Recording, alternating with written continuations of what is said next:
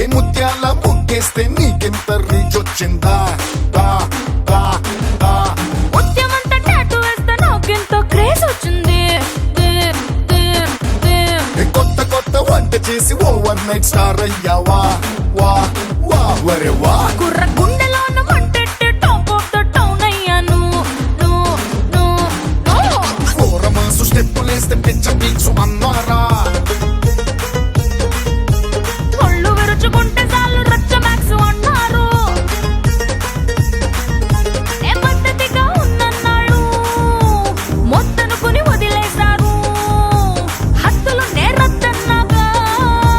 వద్దన్నా చేసేశారు ఏం చేసేశారు? వైరల్ వైరల్ వయ్యారి నేనే వయసొచ్చిన అడుబాబునే